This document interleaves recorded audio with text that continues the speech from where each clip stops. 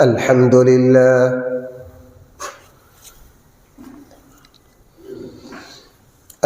لله نحمده ونستعينه ونستغفره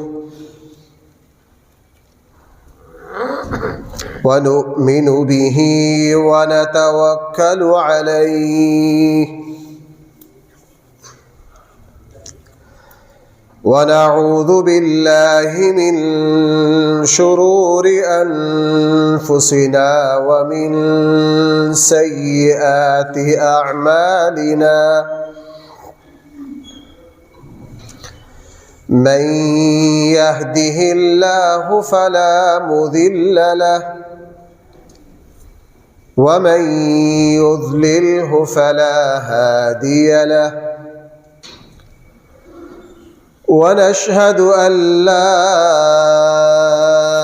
إله إلا الله وحده لا شريك له ونشهد أن سيدنا وسندنا ومولانا محمدًا عبده ورسوله صلى الله تعالى عليه وعلى آله وأصحابه وبارك وسلم تسليما كثيرا كثيرا. أما بعد فأعوذ بالله من الشيطان الرجيم. بسم الله الرحمن الرحيم. قد أفلح من تزكى وذكر اسم ربه فصلى وقال النبي صلى الله عليه وسلم الدين النصيحة صدق الله مولانا العظيم وصدق رسوله النبي الكريم.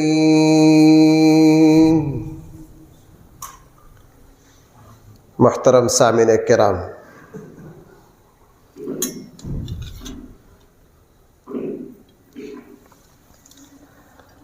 نبی کریم صلی اللہ علیہ وسلم کو اللہ جل جلالہ نے یہ طاقت اور صلاحیت دی تھی، اور اس میں ہمارے آقا صلی اللہ علیہ وسلم کو تمام نبیوں میں خاص مقام اور خصوصیت حاصل تھی۔ اس صفت میں خود ہمارے آقا نے فرمایا کہ اللہ جل جلالہ نے مجھے جوامع الکلم کی صلاحیت دی ہے، یعنی اللہ تعالی حضور علیہ السلام کی زبان مبارک سے ایسا کلمہ نکلواتے تھے، الفاظ چند، الفاظ دو چار، لیکن ان کے اندر معنی اور مفہوم کا جہان بند ہوتا تھا۔ اتنے جامع کہ ہمارے یہاں جو اردو کا محاورہ ہے نا، دریا کو کوزے میں، یہ تو بہت چھوٹا ہے، یوں لگتا ہے جیسے سمندروں کو، ساتوں سمندروں کو کوزے میں بند کرنا۔ اللہ کے نبی صلی اللہ علیہ وسلم کو یہ صفت دی تھی۔ رسول اللہ صلی اللہ علیہ وسلم کے ان ارشادات میں سے ایک ارشاد ہے، اللہ کے نبی نے ساری شریعتوں کو، ساری آسمانی کتابوں کو، سارے انبیاء کی تعلیمات کو، دنیا جہان میں پھیلنے والے سارے اخلاق اور اچھائیوں کو رسول اللہ صلی اللہ علیہ وسلم نے ایک جملے میں سمو دیا ہے، وہ یہ ہے کہ حضور علیہ السلام نے فرمایا دین اور اسلام جو ہے یہ سراپا خیر خائی اور بھلائی کا نام ہے۔ اسلام کو ایک لفظ سے کون تعبیر کر سکتا ہے سوائے رسول اللہ صلی اللہ علیہ وسلم کے؟ اللہ کے نبی نے فرمایا بھائی اسلام کیا ہے؟ خیر خائی ہے۔ اسلام نام ہے خیر خواہی کا۔ دوسرے صحابی نے پوچھا اللہ کے رسول کس سے خیر خواہی کرے؟ فرمایا اللہ سے، اللہ کی کتاب سے، اللہ کے رسول سے، اپنے حکمرانوں سے، عام مسلمانوں سے خیر خواہی کرو، یہ مکمل دین ہے۔ یہ کیا ہے؟ اور یہ جو روایت ہے یہ کرنے والے حضرت ابو عبداللہ جریر البجلی رضی اللہ عنہ ہیں۔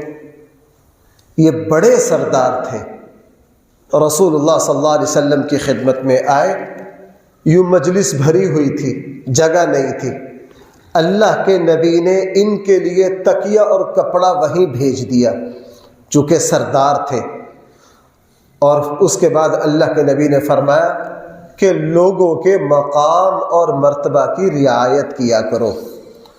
کیا فرمایا؟ لوگوں کے مقام اور مرتبہ کی رعایت کیا کرو۔ یہ حضرت ابو عبداللہ جریر البجلی رضی اللہ عنہ فرماتے ہیں کہ میں رسول اللہ صلی اللہ علیہ وسلم کی خدمت میں حاضر ہوا، میں نے ایک ہی جملہ سنا، اللہ کے نبی نے اس ایک جملے میں ہی مکمل دین اور اسلام کو سمو دیا۔ وہ جملہ یہ تھا الدین النصیحہ، دین جو ہے وہ سراپا خیر خواہی کا نام ہے۔ اگر کسی انسان میں خیر خواہی آ جائے،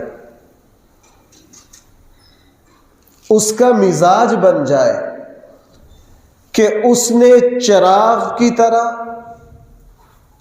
چاند کی طرح ہر کسی کو فائدہ پہنچانا ہے، ہر کسی کو نفع پہنچانا ہے، ہمارے آقا نے فرمایا وہ اللہ کی نگاہ میں اعلیٰ ترین انسان ہے۔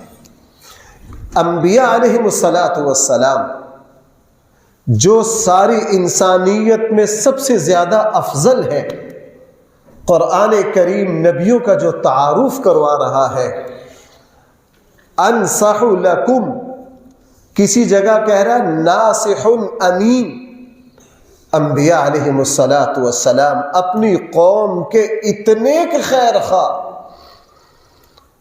انسانیت کے اتنی بھلائی چاہنے والے کہ دوسروں کی بہتری کے لیے اللہ کے سامنے سارے رات رو رہے، ذاتی کوئی مفاد نہیں۔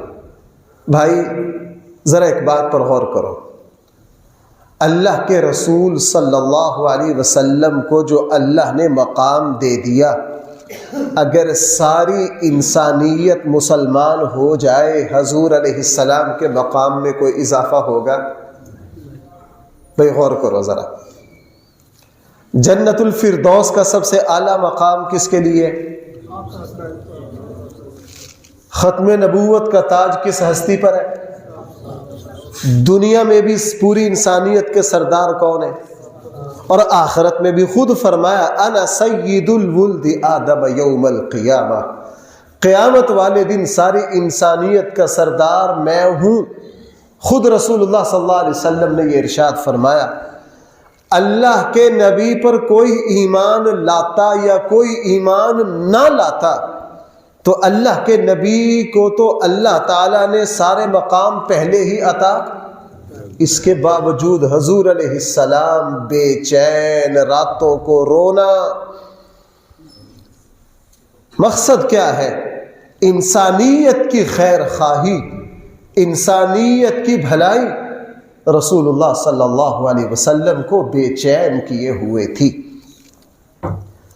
اور اگر انسان میں خیر خواہی کا جذبہ ختم ہو جائے تو بھائی پھر یہ انسان میں نے درندوں کو بھی پیچھے چھوڑ جاتا ہے۔ رسول اللہ صلی اللہ علیہ وسلم میں اتنی اللہ کے نبی کی جہاں نظر پڑی، جو آیا اللہ کے نبی نے فوراً اس کے ساتھ بھلائی کی، خود ایک مثال دی جو اللہ کے نبی کے مقام کو بھی سمجھا رہی ہے اور اس حدیث کو بھی سمجھا رہی ہے کہ دین بھائی کس چیز کا نام ہے؟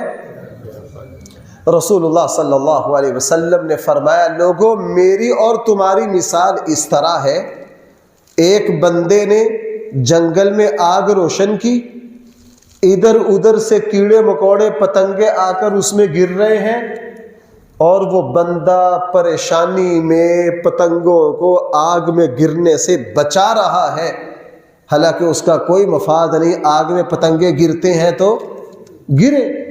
حضور علیہ السلام نے فرمایا میری مثال یہ ہے، جہنم کی آگ جلائی جا چکی ہے اور انسانیت بھاگ بھاگ کے اس میں گر رہی ہے، میں انسانوں کو کسی کو پشت سے، کسی کو کمر سے، کسی کو بازو سے پکڑ پکڑ کے جہنم میں گرنے سے بچا رہا ہوں، جہنم میں گرنے سے بچا رہا ہوں۔ اور بھائی میں اور آپ اگر اپنی دینداری چیک کرنا چاہتے ہیں تو ہم بھی تھوڑا سا اس حدیث کی روشنی میں اپنا محاسبہ کریں، ہم کتنے کے خیر خواہ ہیں۔ یہی صحابی حضرت ابو عبداللہ جریر البجلی رضی اللہ عنہ، ان کا دیکھو یہ حدیث بھی انہوں نے نقل کی، اور ایک مرتبہ، اور یہ جو حدیث نقل کی نا اس کا پورا پس منظر یہ ہے، یہ فرماتے میں اللہ کے نبی کی خدمت میں جب مسلمان ہونے کے لیے حاضر ہوا تو میں نے اللہ کے نبی کے ہاتھ پر ہاتھ رکھ کر بیعت کی، تو اللہ کے نبی نے جو بیعت کی ان میں سے ایک یہ بھی تھی کہ تو ہر کسی کا کیا رہے گا؟ خیر خواہ رہے گا۔ کہنے لگے بس اس کے بعد ساری زندگی اس صحابی کا معمول رہا۔ اور بعض دفعہ اللہ کی عجیب شان ہے، اللہ تعالی کسی کے ذریعے کسی عجیب کرشمے کا اظہار کر دیتے ہیں۔ اللہ کے نبی سے بیعت کی کس بات پر کہ ہمیشہ کیا رہنا ہے؟ ایک مرتبہ بازار چلے گئے، اپنے غلام کو کہا یار یہ جانور کھڑے ہیں، جس طرح آج کل گاڑیوں کا شو روم ہوتا ہے کہ نہیں، رسول اللہ صلی اللہ علیہ وسلم کے زمانے میں اونٹ،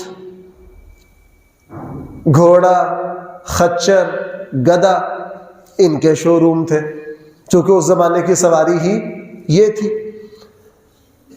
بڑی منڈی میں، جانوروں کی منڈی میں گئے، گھوڑا خریدنا ہے، غلام کو کہا یار نظر مار، کوئی دیکھ کوئی اچھا سا گھوڑا، کسی کا سودا کر۔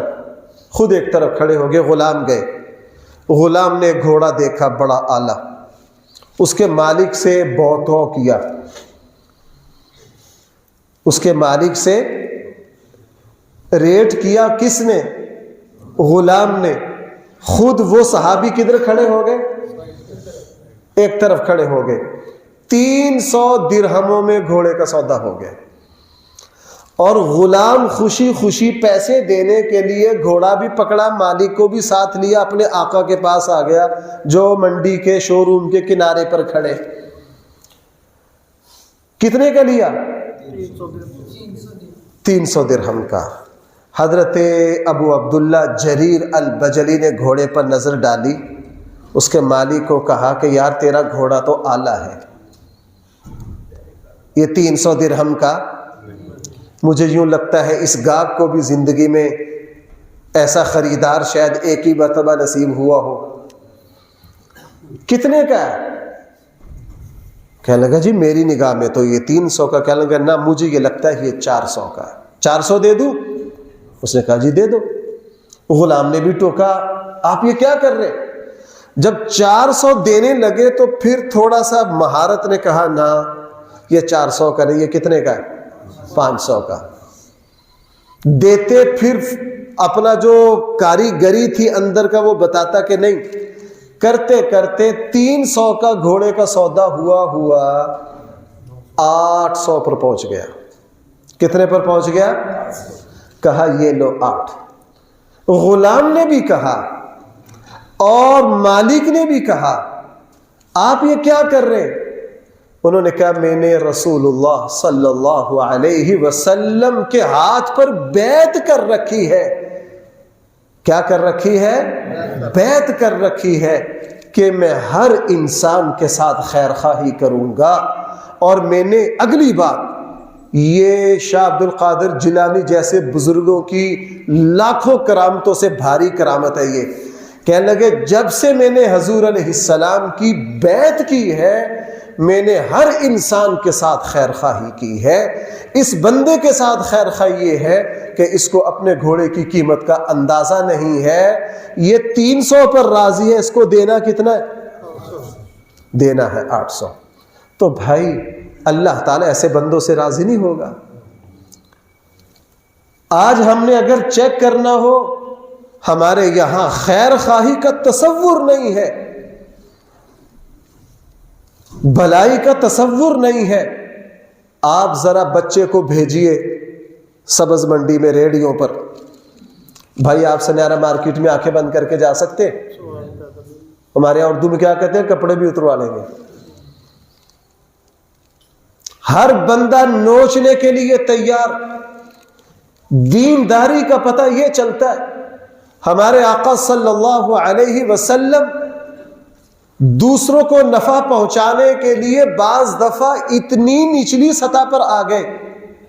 نوید میاں غور کرنا، رسول اللہ صلی اللہ علیہ وسلم تشریف لے جا رہے ہیں، ایک نوجوان بکری ذبح کر کے الٹا رسی سے باندھ کے کھال اتار رہا ہے۔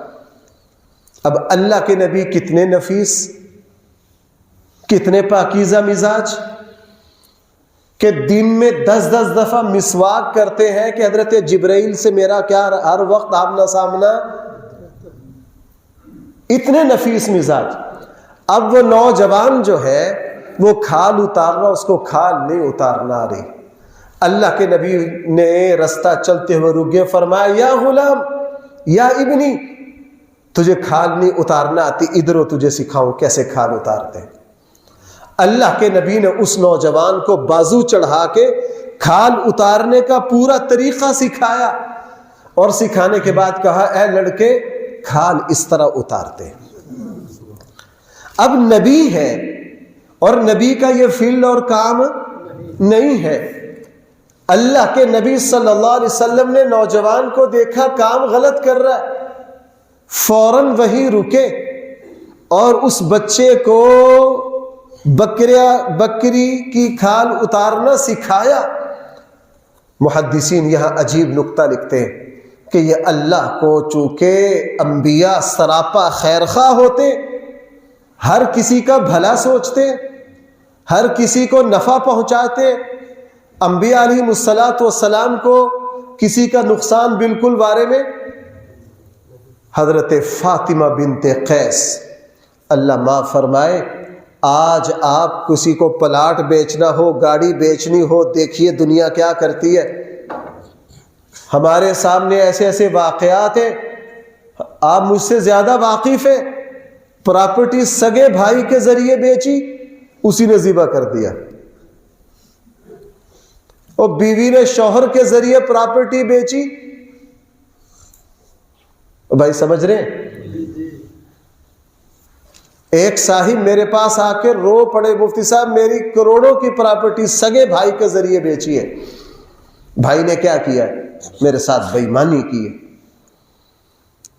اس حدیث کو پرکھے تو بھائی ہم کانپ جاتے ہیں، ہماری دینداری کہاں ہے؟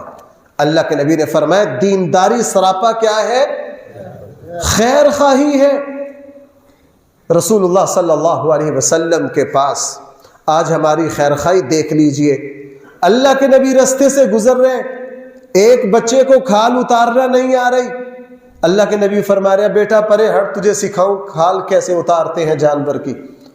اور ہمارے یہاں چھوٹے چھوٹے بچے دیکھ لیجئے، درزیوں کی دکانوں پر کام سیکھنے کے لیے کتنا عرصہ دھکے کھاتے رہتے ہیں، ہم کام نہیں سکھاتے۔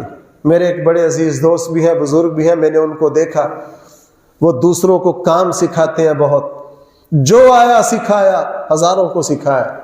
میرے ساتھ عمرے پر گئے، میں نے کسی غیر عالم کو، ہم عمرے پر جاتے ہیں، حج پر جاتے ہیں، ہم سے پڑھنے والے شاگرد آتے ہیں، ہمارے ساتھ رہتے ہیں، وہ میں نے پہلا بندہ دیکھا ورکشاپ والا جس کے شاگرد لینے بنا کر ملنے آ رہے۔ میں بڑا حیران ہوا کہ اس بندے آج تک دنیا میں دسیوں شاگرد سیکھتے ہیں، لیکن بعد میں وہ استاد کے قریب بھی کیوں؟ انہوں نے فن بیچا ہے، سکھایا نہیں ہے۔ ان کے شاگرد دڑا دھڑ آ رہے۔ میں نے غور کیا کہ یہ ایسا کیوں ہے، تو مجھے سمجھ آئی اس نے فن بیچا نہیں ہے، اس نے فن سکھایا ہے، خیر خواہی کی ہے، اس لیے شاگرد اس بندے کی باپ کی طرح عزت کر رہے ہیں۔ چھوٹے چھوٹے معصوم بچے آتے ہیں، کیا آتے ہیں چھوٹے چھوٹے؟ امام اعظم ابو حنیفہ کا نام آپ کیا سمجھتے ہیں؟ ویسے روشن ہو گیا، میں نے آپ کو بڑی مرتبہ سنایا، کوفہ کی جامع مسجد میں یوں مجلس لگی ہوئی ہے، گزرتے گزرتے ایک بچہ آ کے کھڑا ہوا سرہانے، امام ابو حنیفہ سبق بھی پڑھا رہے ہیں، اس بچے پر غور کر رہے ہیں۔ بعض بچے بڑے ہوشیار ہوتے ہیں، ان کے چہرے سے لگتا ہے بات سمجھ رہے ہیں۔ اب امام ابو حنیفہ کا سبق کوئی میری طرح کا سیدھا سادہ واز تھوڑی ہوگا، وہ علم کی کس بلندی پر ہوگا۔ امام صاحب حیران ہو گئے کہ بچہ بات سمجھ رہا ہے، یہ بچہ کیا کر رہا ہے؟ اگلے دن جب سبق ہوا، وہ بچہ پھر آ کے کھڑا ہو گیا۔ امام صاحب سبق بھی پڑھا رہے ہیں اور آنکھ کے کنارے سے بچے کا چہرہ بھی محسوس کر رہے ہیں کہ یہ کیا کر رہا ہے۔ بڑی تعجب کی بات، چونکہ امام صاحب کے سبق میں بیٹھے بڑے بڑے فضلاء اور بڑے بڑے علماء، یہ بچہ بات سمجھ رہا ہے۔ دوسرے دن اس بچے کو بلایا، بیٹا تو 2 دن سے کھڑا، کیا سمجھا تو نے؟ اس نے امام صاحب کی باتوں کو سمجھا لیا۔ امام صاحب نے سوالات کیے اور حیرت ہوئی امام صاحب کو کہ یہ بچہ اتنا قابل ہے۔ بیٹا کیا کرتے ہو؟ میں وہ دھوبی کی دکان پر کپڑے دھوتا ہوں۔ کتنے پیسے ملتے ہیں؟ اتنے۔ کیوں؟ تمہارے تو یہ پڑھنے کی عمر ہے۔ اس نے کہا جی یتیم ہوں، اکلوتا ہوں، ماں بیوہ ہے، گھر میں کوئی کمانے والا نہیں ہے، کوئی کمانے والا نہیں ہے۔ فرمایا بیٹا وہ تجھے کتنے دیتا ہے؟ میں بطور مثال کہہ رہا ہوں، مجھے وہ مہینے کے بعد 20 درہم دیتا ہے۔ بیٹا تجھے 40 دیا کروں گا، پابندی سے آیا کر۔ یہ ہے خیر خواہی، یہ ہے علم منتقل کرنا۔ بیٹا تجھے کتنے دیا کروں گا؟ 40۔ تیسرے چوتھے دن ماں کو پتا چلا، ماں لڑنے آ گئی امام صاحب سے۔ کہا بھائی اللہ تیرا بھلا کرے، میری غربت پر ترس کھا، میرا ایک ہی بچہ ہے، کس کام لگا رہا ہے؟ بڑا سمجھایا امام ابو حنیفہ نے، اس کو سمجھ نہ آئی۔ یہ بھی کہا تمہارے گھر کا سارے اخراجات دوں گا۔ امام ابو حنیفہ بہت مالدار تھے، تاجر تھے، کوفہ کے سب سے بڑے تاجر تھے۔ اس نے کہا نہیں، جوش میں آ گئے، کہا بہن اس بچے کو میرے سبق میں آنے دے، ایک وقت آئے گا بادشاہ اس کے جوتے سیدھا کیا کریں گے، یہ بادشاہوں کے پاس بیٹھ کر پستے کے روغن میں پکا ہوا حلوہ کھایا کرے گا۔ ماں کو بات سمجھ نہ آئی، جب یہ کہا نا کہ تیرے پورے مہینے کے اخراجات ادا کر دیا کروں گا، اس نے کہا چلو مولویوں کے سبق میں بیٹھنے سے گھر کا خرچہ چلتا ہے تو چلنے دے۔ وہ نوجوان آتا رہا، اور آپ کو پتہ ہے امام اعظم ابو حنیفہ کے جو 1000 سے زیادہ تلامذہ ہیں، ان میں سب سے اونچا مقام اسی بچے کا بنا۔ جس وقت پورا عالم اسلام 74 لاکھ مربع میل پر پھیلا ہوا تھا، یہ بچہ تنے تنہا چیف جسٹس تھا۔ تنے تنہا کیا تھا؟ Chief justice. ایک دن جمعے میں بغداد کی جامع مسجد میں جمعہ پڑھا کے نکل رہے تھے قاضی ابو یوسف رحمہ اللہ، جوتا لگے پہنے، ہارون الرشید نے جوتا سیدھا کیا اور سیدھا کر کے کہا قاضی صاحب سے آج ہمارے یہاں کھانا کھائیں۔ قاضی صاحب نے معذرت کی تو بادشاہ نے بطور مزاح کہا ہمارے یہاں آج پستے کا حلوہ بنا ہے، سال میں ایک ہی مرتبہ ہمیں بھی نصیب ہوتا ہے، اتنا مہنگا ہے۔ دونوں باتیں ایک ہی دن پوری ہو گئی، بس اتنا کہنے دے قاضی ابو یوسف کو رونے دے۔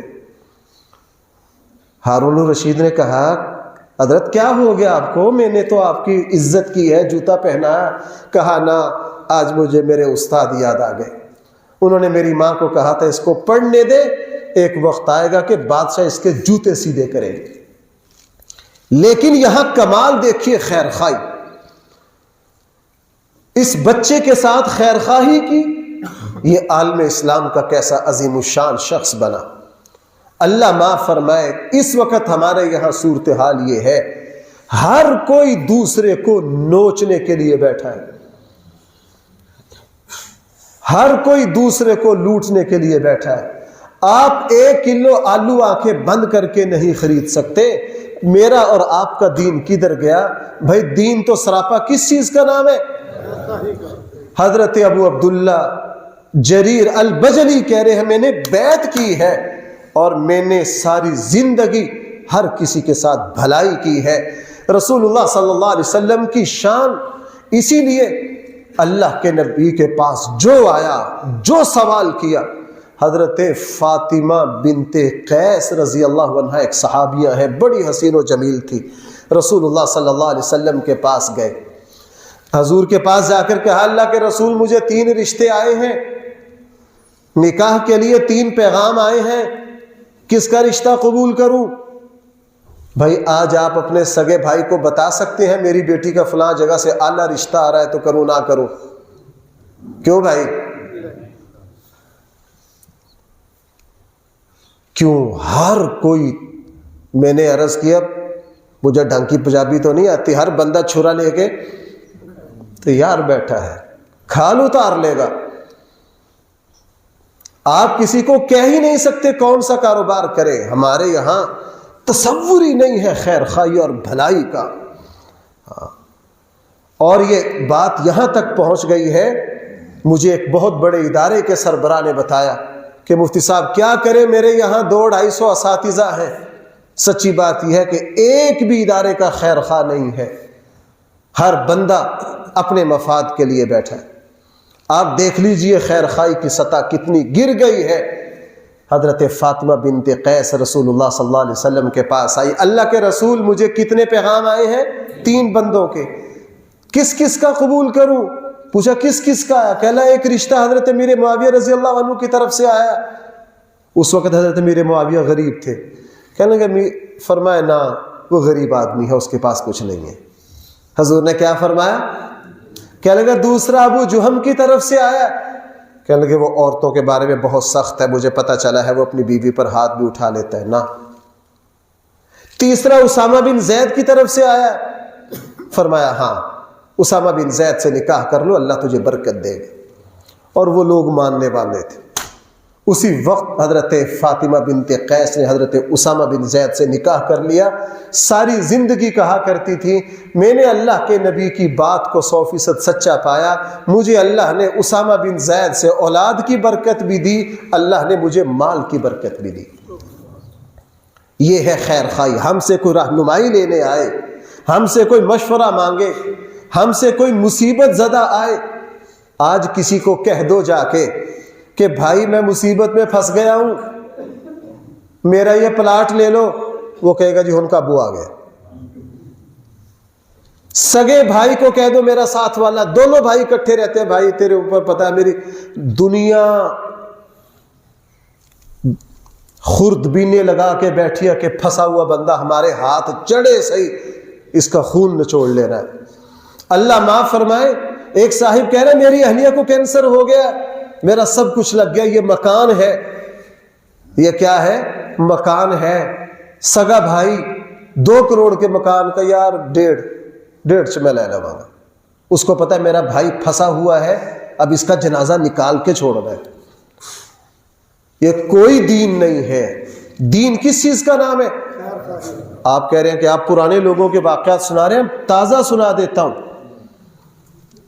بدر بن محمد السلطان اس وقت سعودیہ کے جج ہیں، اس وقت بھی جج ہے، ابھی ان کا کوئی تقریباً کوئی زمانہ قریب کا واقعہ ہے، میں نے سعودیہ کے رسالے میں دیکھا۔ اس وقت مجھے یہ پچھلے 6-7 مہینے کا پتہ نہیں وہ حیات ہیں یا نہیں، جس زمانے میں نے یہ واقعہ پڑھا تھا اس زمانے میں وہ حیات تھے، اور اس کو تمام سعودی اور خلیج اخباروں نے لکھا، کوئی ڈکی چھپی بات نہیں۔ یتیم بچوں کا باغ 250 ریال میں خریدا۔ بھائی کتنے میں؟ 250 ریال میں خرید لیا۔ ابھی چند مہینے ہوئے تھے، کاغذی کاروائی باقی تھی، پیسے دے دیے یتیم بچوں کو، وہ یتیم تھے، ان کو ضرورت تھی۔ 2.5 لاکھ ریال میں خریدا۔ کتنے میں؟ 2.5 لاکھ ریال میں خریدا، اور 2.5 لاکھ ریال دے دیے، اور کچھ کاغذی کاروائی ہوگی، تھوڑی سی باقی تھی۔ سعودی حکومت کو کسی منصوبے کے لیے ضرورت تھی، وہ منصوبہ ایسی اس پر آیا کہ اس جگہ میں ایک بائی پاس بننا تھا، تو سعودی حکومت نے، بلدیہ نے اس پورے رقبے کی قیمت لگائی 91 لاکھ ریال۔ کتنے؟ یہ اس وقت بھی جج ہے، اپیل کورٹ کے جج ہے اس وقت بھی۔ یہ لوگ جنت میں حقدار ہیں حضور کے جوتوں میں بیٹھنے کے۔ اب یہ قاضی ہیں، جسٹس ہیں، بھاگے بھاگے ان یتیم بچوں کے پاس گئے، کہا بچوں آپ کا میرا سودا ہو گیا تھا؟ جی۔ میں نے پیسے دے دیے؟ جی۔ یہ باغ کس کا ہے؟ آپ کا۔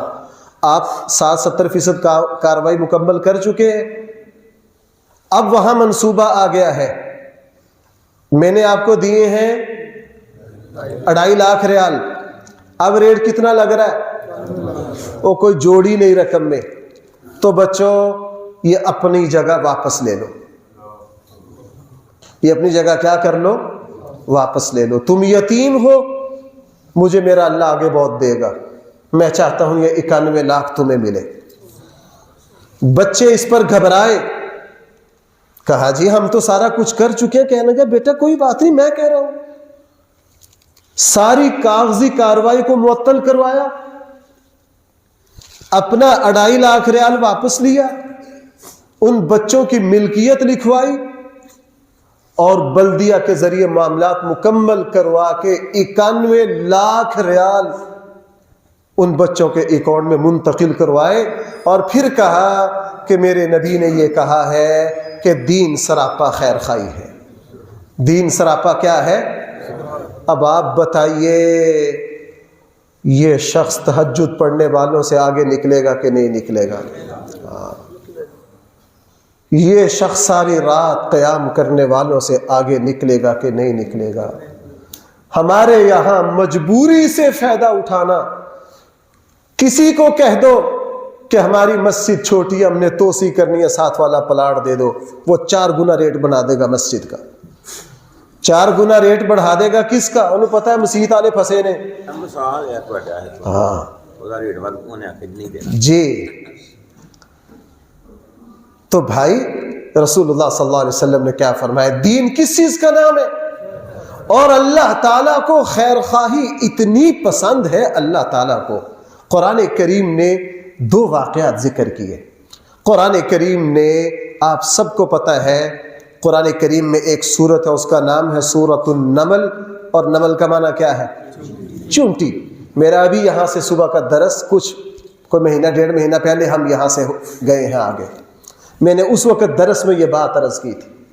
آپ سب کو پتہ ہے، مشہور واقعہ ہے کہ سلیمان علیہ السلام کا لشکر وہاں سے حتی اذا اتوا علی واد النمل، جب سلیمان کا لشکر ان چونٹیوں کے وادی کے پاس سے گزرا، قالت نملۃ یا ایھا النمل ادخلوا مساکنکم، ایک چونٹی نے اعلان کیا جلدی جلدی اپنی بلوں میں گھس جاؤ، لا یحطمنکم سلیمان وجنودہ، سلیمان اور اس کا لشکر تمہیں کبھی روند نہ ڈالے، ان کو پتہ نہ چلے۔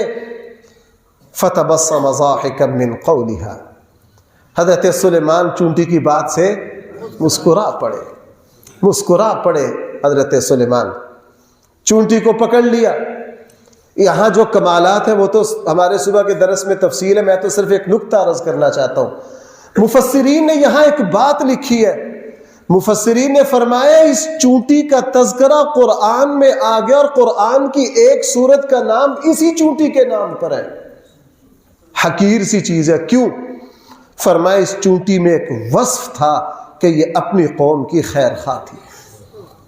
یہ کیا تھی؟ اس کا جو خیر خواہی کا وصف تھا وہ اللہ کو پسند آیا. حالانکہ خود بھاگ کے گھس جاتی.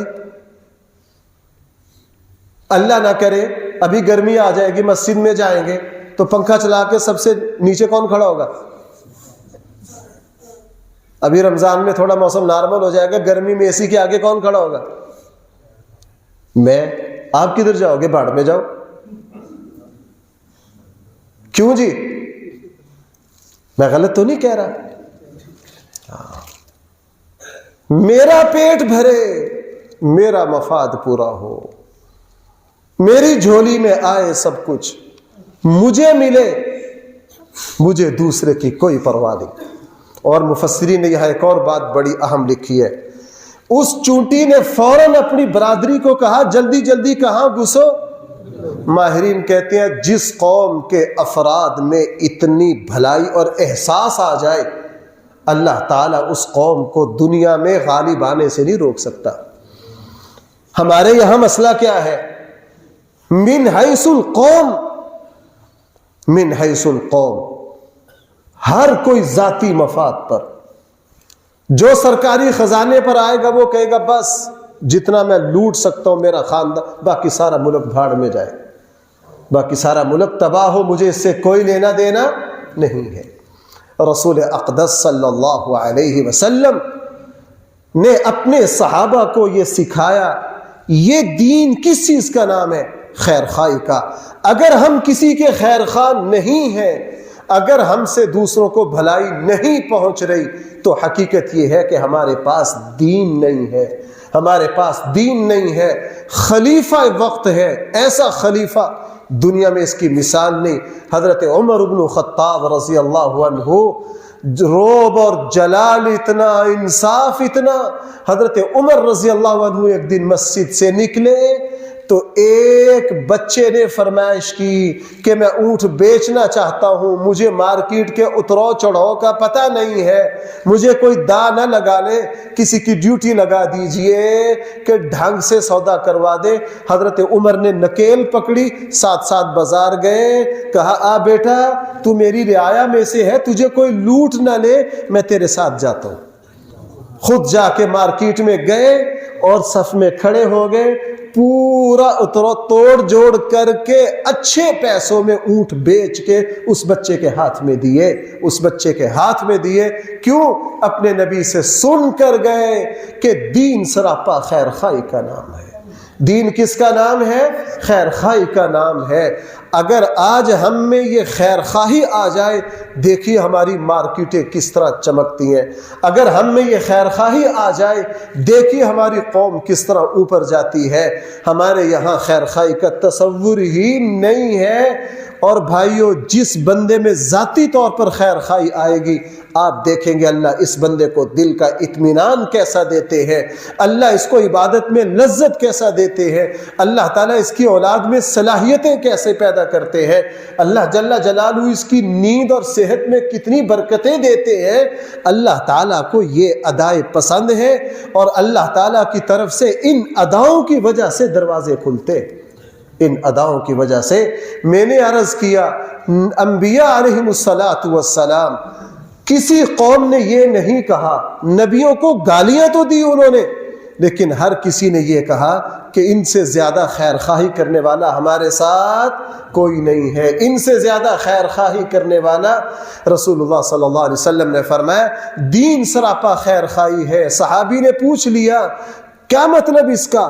فرمایا اللہ کے ساتھ بھی خیر خواہی کرو, اللہ کا حق دو, نبی کے ساتھ بھی خیر خواہی کرو, رسول اللہ صلی اللہ علیہ وسلم کے اتباع کرو, اور اپنے حکمرانوں کی بھی خیر خواہی کرو, حکمرانوں کے اچھے کام کی تائید کرو. جمہوریت کی گندگیوں میں سے ایک یہ گندگی ہے کہ جو اپوزیشن ہوگی, آپ جس پارٹی کے مخالف ہوں گے, آپ اپنے مخالف پارٹی کا اچھائی کا کبھی بھی اعتراف,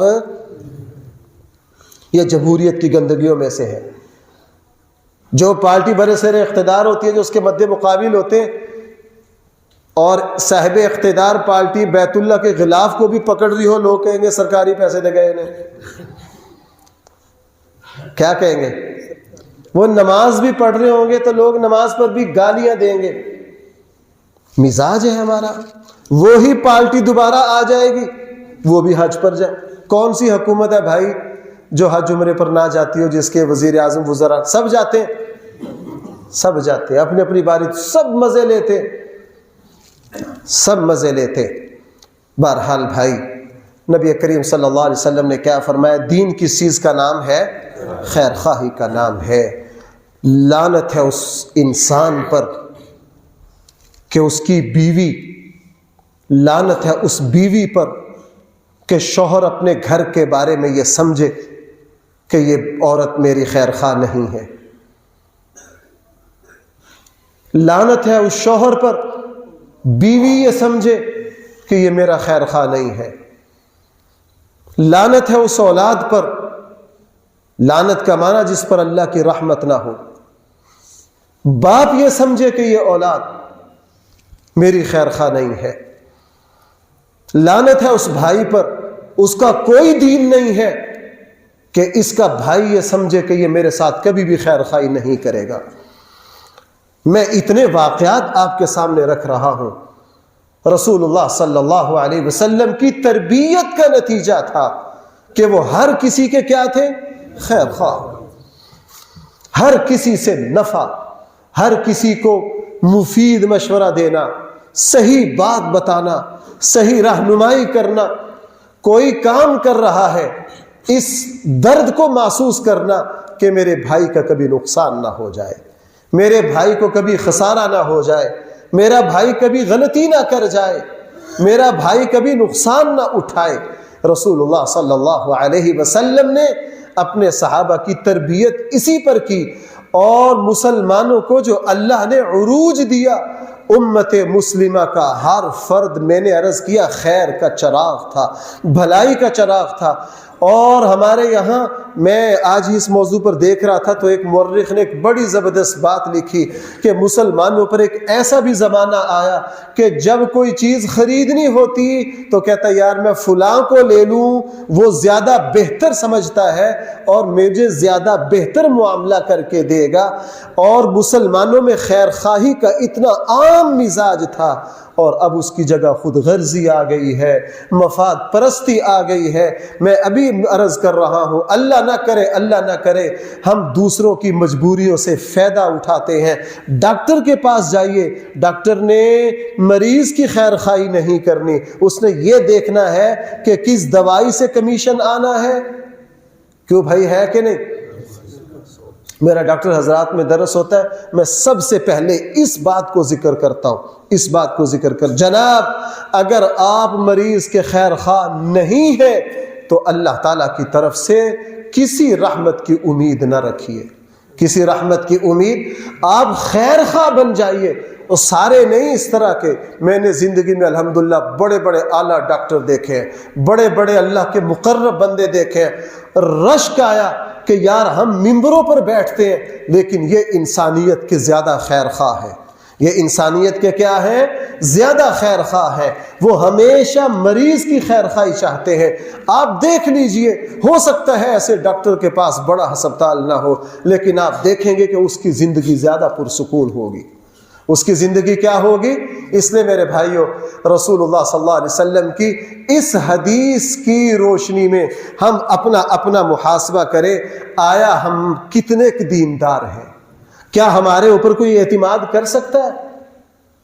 کیا ہمارے اوپر کوئی بھروسہ کر سکتا ہے؟ کیا ہم کہہ سکتے ہیں کہ فلاں میرا دوست ایسا میری مجبوری سے فائدہ نہیں اٹھائے گا؟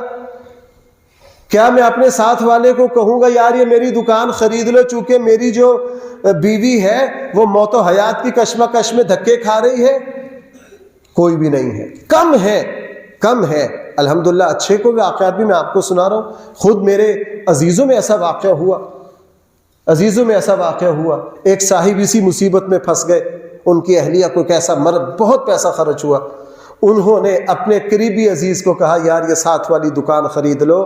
اس نے کہا اس کے علاوہ تیرے پاس کچھ نہیں بچا ہے, یہیں سے تیرے بچوں کا, اس دکان کو نہ بیچ, اس دکان کو نہ بیچ. اس نے کہا نہیں جی مجھے پیسے بہت چاہیے, قرض لے لے, میں قرض نہیں دے سکتا. اس نے کہا اچھا ایسا کرو دکان مجھے بیچ دو, لیکن زندگی میں جب بھی گنجائش آئے نا مجھ سے واپس لے لینا.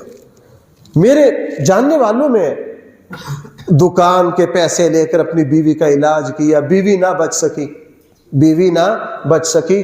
اور بیوی کے تیسرے دن رشتہ دار نے کہا بھائی اب نہ تیری بیوی رہی, تیرے پاس کچھ نہیں رہا, پیسے تیرے پڑے ہیں, یہ لو اپنے پیسے, یہ لو دکان کاروبار کرو, آہستہ آہستہ, مجھے نہیں چاہیے. ہاں تو اس طرح کر لینا, اس طرح کر لینا, آہستہ آہستہ میں تیرے ساتھ چلوں گا تاکہ دکان بھی تیرے ساتھ بچ جائے, پیسے تیرے رہے نہیں. پیسے سارے تو کدھر لگا چکا ہے, بیوی کو لگا چکا ہے, بیوی پر لگا چکا. اور اس کے بعد میں نے بہت سالوں بعد پھر اس صاحب دکان سے دوبارہ سنا, انہوں نے کہا جی اب بھی کچھ پیسے باقی ہیں. انہوں نے میرے ساتھ شرط لگا رکھی ہے بھائی اپنے کاروباری سسٹم کو چلانا ہے, گھر کے اخراجات نکالنے ہیں, اس کے بعد جتنے بچے ہر مہینے مجھے دیتے رہنا, مجھے کوئی جلدی نہیں. یہ ہے اللہ کا ولی, یہ ہے اللہ کا مقرب بندہ. سچی بات ہے یہ ہے وہ بندہ جس سے دعا کروانی چاہیے. ہاں یہ ہے وہ بندہ جب آ کے کہیں صف میں کھڑا ہوگا, اس کی نماز کی وجہ سے اللہ ہمارے جیسے نکموں کی بھی قبول کر لے گا. اللہ تعالیٰ کی نگاہ اوصاف پر ہے, اللہ تعالیٰ کی نگاہ بھائی کس پر ہے؟ اللہ تعالیٰ مجھے اور آپ کو اس حدیث پر عمل کرنے والا بنا دے. اللہ تعالیٰ مجھے اور آپ کو اس حدیث پر عمل کرنے والا بنا دے اور یہ خوبی ہم سب میں پیدا فرما دے. وآخر دعوانا الحمدللہ رب العالمین.